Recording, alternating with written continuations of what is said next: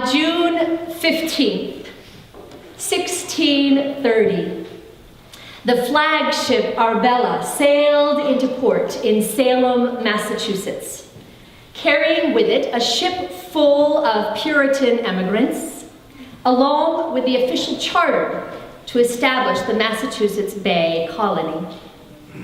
Their leader was the Reverend John Winthrop, future governor of the colony. And during their crossing from England, the Reverend Winthrop delivered his now famous sermon, A Model of Christian Charity, in which he cast a vision for that nascent colony. "We shall be as a city upon a hill," he said. "The eyes of all people are upon us." Reverend Winthrop and those early settlers wanted to establish a model community, an example of right living to inspire all of Europe. They would be a beacon of light, fueled by that Christian charity. Charity, which means in this case, generous love, from the Latin carus, meaning dear or beloved. In the early pages of his sermon, Reverend Winthrop asserts that love binds us together in the way that ligaments bind together the parts of the body. He says, all the parts of this body, being thus united, are made so contiguous in a special relation as they must needs partake of each other's strengths and infirmity, joy and sorrow, weal and woe. If one member suffers, all suffer with it. If one be in honor, all rejoice with it. This, he argued, before even they set foot on that unfamiliar shore, that we are meant to serve and honor one another, feel each other's pain and ease each other's struggles, love one another, and that such conduct will ensure God's blessing. This, my friends, is a principle that is embedded in our nation's DNA. Of course, Winthrop's vision of a city on a hill was fraught with pitfalls. At its worst, it would come to convey a kind of American exceptionalism, the claim that we are uniquely ordained by God to show the world the way, that we know best. Perhaps it's ironic, perhaps not surprising, that early experiment in charitable living would become the seedbed for intolerance, judgment, and suffering for so many, including in those early days women and religious dissidents and members of the Wampanoag tribes indigenous to that region. These, friends, are tragedies that we need to confess. Still, the vision has persisted. And if we have failed again and again to establish that community formed and fueled by love, if our efforts have been too often myopic or tarnished by arrogance, if some have congratulated themselves for achieving freedom while denying others that same privilege, it has not stopped us from trying.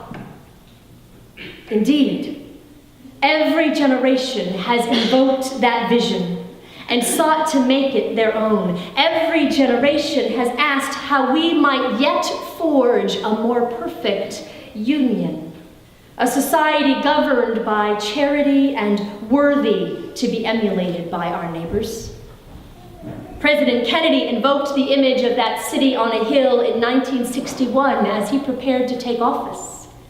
And President Reagan did the same in his 1989 farewell speech. In that speech, he told a story about an American sailor who came upon a rickety wooden boat filled to overflowing with refugees. As they saw the sailor's ship approaching, they waved to the sailor and called out, "Hello, hello, freedom man."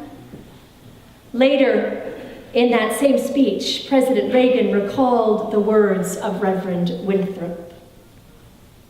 What he imagined, that city on a hill, was important because he was an early pilgrim, an early freedom man. He journeyed here on what today we'd call a little wooden boat. And like the other pilgrims, he was looking for a home that would be free. I've spoken of the shining city all my political life, but I don't know if I've ever quite communicated what I saw when I said it. But in my mind, it was a tall, proud city, built on rocks stronger than oceans, wind-swept, God-blessed, and teeming with people of all kinds living in harmony and peace. A city with free ports that hummed with commerce and creativity. And if there had to be city walls, the walls had doors, and the doors were open to any with the will and the heart to get there. That's how I saw it and see it still. Unquote. This is what I've been contemplating these days. In the wake of the president's executive order to freeze immigration from 7 largely Muslim countries, Iraq, Iran, Syria, Somalia, Sudan, Libya, Yemen. As we engage in a national discussion about what it means to welcome refugees or to deny them entry, as faith communities struggle to find the right words, the right actions to respond, this is what I realize. Speaking out as people of faith is nothing new. We are not the first to ask, what does our faith have to say about current events, about the moral fabric of our common life? Our ancestors, the founders of this country and of the churches we inherit, grappled with that very question every day. They believed that the well-being of the community relied on people of faith to set the moral bar for society. Our denomination, the United Church of Christ, has a general minister and president, the Reverend John Dorhauer. And he wrote this in a recent Washington Post article. Religious leaders belong in the marketplace of ideas and will never be silent on things that matter. Whether we are arguing about health care, climate justice, immigration, or a host of other issues that require collective and political options to be debated, people of faith have something to say. People of faith have something to say. So what is it? What do we have to say in this time and place? As another generation of refugees hovers just outside our nation's door, how are we called to let our own lights shine? We could begin by recalling that from the very start, the land that would become those United States was settled by people who craved freedom and valued charity. We might continue by confessing that we have rarely lived up to those ideals we cherish. We are a work in progress. And so we shine a light into the gap between vision and reality. We expose the places where we have yet to live and love as Christ would have us do. We also confess that Christians are not the only source of light in this nation, that faithful people of all religions have wisdom to contribute and gifts to share. Together, all people of faith can raise our voices in defense of the principles we hold most dear. We can wade into the fray and raise that moral bar, condemning actions that demonize and degrade. As Christians, we can say with conviction, this we know, that we follow one who embraces the outcast, that our God calls us to welcome the stranger and to love our enemy, that Christ commands, be not afraid, and love your neighbor as yourself, that all people are beloved of God. This, friends, this is the wisdom that informs our responses to actions taken by our elected officials, knowledge that compels us to shine a light on the inhumanity of locking the door on our neighbors in need. In the words of one banner I saw displayed this week, treating refugees as the problem is the problem. Imagine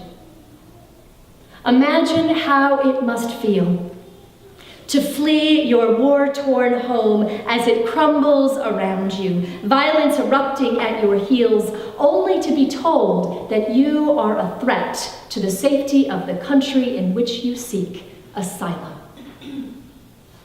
Imagine living in a refugee camp for over a decade, trapped between a homeland that won't take you back and a country that won't take you in. Imagine raising children who have been traumatized by war and by the message that the world does not regard them as being worthy of care and protection. Here, my friends, is the human toll that our choices have wrought. Two brothers separated by an ocean. A son denied a reunion with his mother and grandmother. Refugees who have gone through the intense, years-long vetting process only to be turned away. No doubt you have stories too. Have heard them, or know the people who are afraid of being deported or of losing access to the ones they most love. These are the stories on which we must shine our light. Finally, we can be that body of Christ, bound to one another by ligaments of love.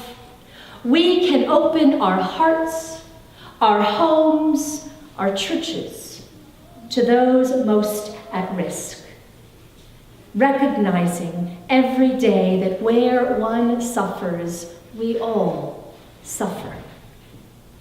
In July of last year, the interfaith community of Westport did just this.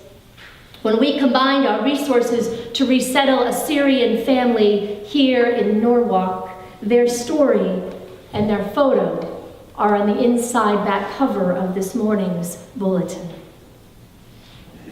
And do you remember the sanctuary movement? Communities of faith are revisiting the days when churches opened their doors to Central American asylum seekers who are at risk of being sent back to home countries which were racked by violence. I wonder, what would it mean for us to be a sanctuary church now? A physical place of safety or comfort for those at risk of being harassed or deported. What does our faith call us to do? This week, as I hear again Jesus appeal for us to be bearers of light, I have found myself picturing the Statue of Liberty with her torch held high. This, too, is part of our national heritage, one more symbol intended to recall us to our highest ideals. If Reverend Winthrop envisioned our country as a city on a hill, the Lady Liberty stands as that beacon of hope and of freedom. Let your light so shine before others, Jesus said. And so she has. And so has our country. Welcoming generations of immigrants, each wave of new arrivals contributing something to the fabric of our nation, each community contributing fresh insight to the public discourse about what it means to be a society formed and fueled by love. In their honor, I give the last word this morning to the poet Emma Lazarus, whose verses are immortalized at the base of Lady Liberty. Not like the brazen giant of Greek fame, with conquering limbs astride from land to land. Here, at our sea-washed sunset gates, shall stand a mighty woman with a torch, whose flame is the imprisoned lightning, and her name, Mother of Exiles. From her beacon hand glows worldwide welcome. Her mild eyes command the air-bridged harbor that twin cities frame. Keep, ancient lands, your storied pomp, cries she with silent lips. Give me your tired, your poor, your huddled masses yearning to breathe free. The wretched refuse of your teeming shore. Send these, the homeless, tempest-tossed, to me. I lift my lamp beside the golden door. People of God, body of Christ, may we too lift our torches high. May we too let our lights shine. Amen.